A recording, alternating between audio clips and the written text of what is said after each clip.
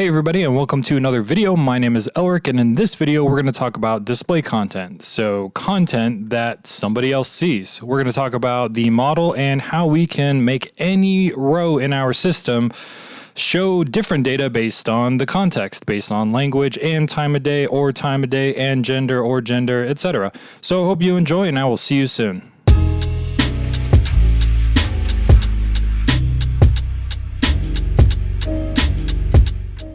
So first, a KeyNote. So this is the model that we're going to be working with. We have display, realm, class, family type, and a display data table. And then we have display parameter, realm, class, family type, and a dataset row display parameter family table. So I want to explain what this craziness is.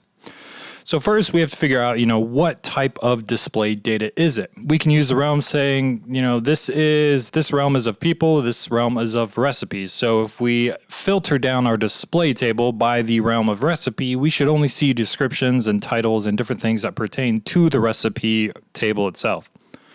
So I use the type in this chain to tell us, what is it? Is it a description, or is it just a common piece of text attached to this record? So the parameters are what we need to choose the right content. So we can have a realm of a function where our code is going to dynamically execute a function to figure out, what time of day it actually is right now, versus something where we're just going to look at our system to look up a specific variable or use our session context to look up a specific variable. And the display parameter family and type is where the data really is. So our family is like the name of the bucket, and our type are the things inside of that bucket. So our family could be language, and our type could be English, Spanish, English GB, English EU, whatever we need to define the family. So the family to the dataset row display parameter family table, what you're looking at is a very limited version of the dataset row display parameter family table, where we can have any primary key in the system and the specific dataset number of that table, followed by the parameter family that I was just talking about: language, time of day, gender, whatever, and the sequence, because we're going to need to build a path string. So this allows us to not only give content to anything in their system, but change the parameters based on that row. So maybe one recipe cares about unit of measure, but another one doesn't, so that one wouldn't need that unit of measure family in here.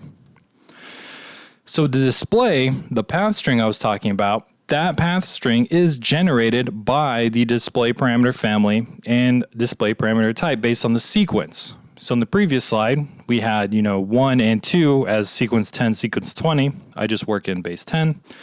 In the first record in this display table, you could see path string 1-2, 2-3. So that's really the display parameter family and the display parameter type key value pairs, comma delimited. So that's how the path string is built. So essentially, when we have a context and we look for a specific path string, what we're going to tell the system to do is, if you do not find that path string, go ahead and remove the last one and look again. And if you do not find it, go ahead and remove the last one and look again. So we will always get default content if we actually have default, no path strings in our system. Alrighty, so let's talk about the code. I use something that I'm just going to say is a context. So this could be your session context, or just some sort of information that we have about who's accessing this procedure, or the context of the, accessing this procedure. So I have some variables in here that I might have, in production. So with this context, I am just looking for common display data. Like, I don't really care what the separation is right now. So the actual code behind fetching the content is buried in this procedure. The top level view is essentially, I am cycling through recipes just to demo to you what this content is, but maybe I would be cycling through system components to build a UI or anything else in our entire system to provide you drop-down lists or something that can be translated based on whatever we want it to be translated by. So because you guys are familiar with this system, is we always have a recipe or a primary key, a specific data set number representing the table, and then finally every single record has a display flag. So my code is looking through the display flag. If it's enabled, well, let's go get the display data. So I'm going to run this right now for the current data that I have, the current context. Language, Spanish, time of day 1, gender, male. So the first recipe doesn't find any of that information for its path string. So it cuts off the end of the path string, looks for it again, doesn't find any display data, and finally says, you know what, default content, because I said, hey, here's some default content for row 1. For row 2, on the other hand, we got a direct match on the first hit. So we have Buenos dias, hermano, for Spanish and male. If I change this to female and run it again, our content changes. Buenos dias, hermana. And if I take away the time of day, because I've specified the sequence to be language, gender, then time of day, we just get a more generic phrase for that. So how my data looks inside of this, the display table right now is just these two basic pieces of content and then several different slices for the first and second recipe ID. So let's get into the code itself because there's not much there. First, my generic content that I can use for anything in my system. This same procedure will work. We have isolated it.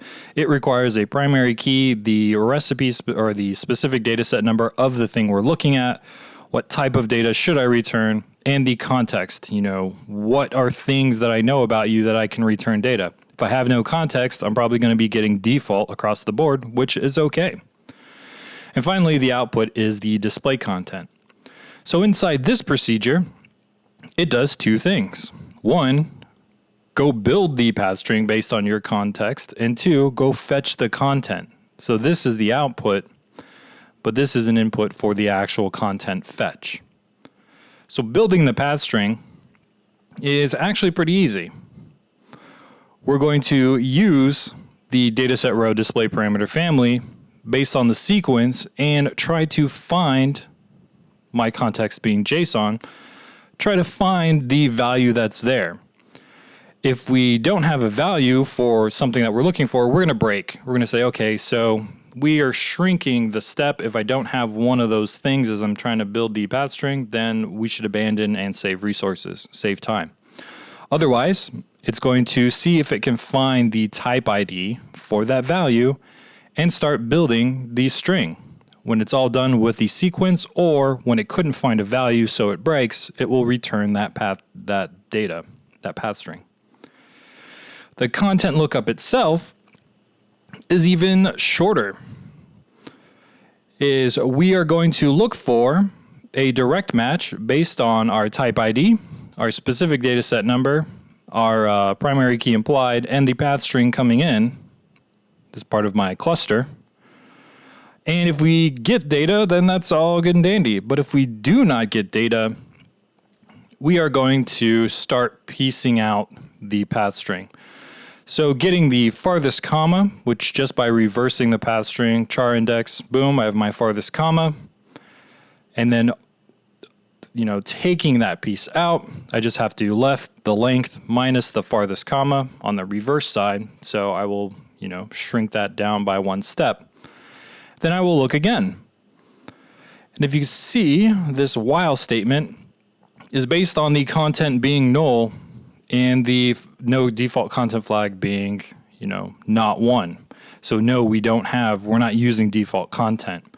So as I'm going through here, if I don't find anything, I'll say, hey, am I making the pass on a default content right now? It's like, no, you're not. So go ahead and cut the string even further down from 3 variables to 2. Now I'm at 2 to 1. It'll pass through again, and then 1 to empty.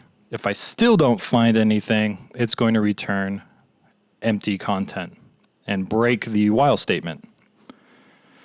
So there is not a lot of code behind this, but it is super powerful. And let's say in the future, I have to worry about more than just male and female genders. It is so easy to come into the parameter type table and create more variables associated with that family. This family being gender,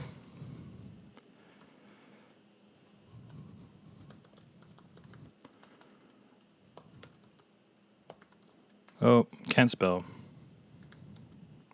binary. What's wrong with me? Adding more languages.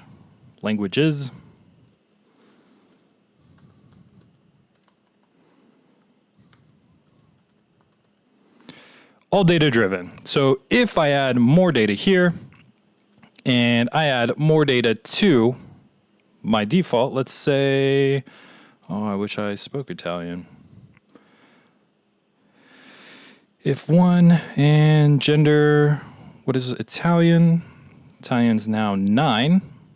So my path string 12 is now 19. I'll say Italian male. Commit this for recipe 2. And I'll do Italian, let's see, what's 7? Other. For Italian other.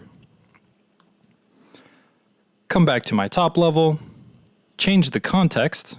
Instead of Spanish, we're looking for Italian other. And I get Italian other. So now I'm just adding data to completely change the parameters that I'm looking for in the content returned for any row in the system.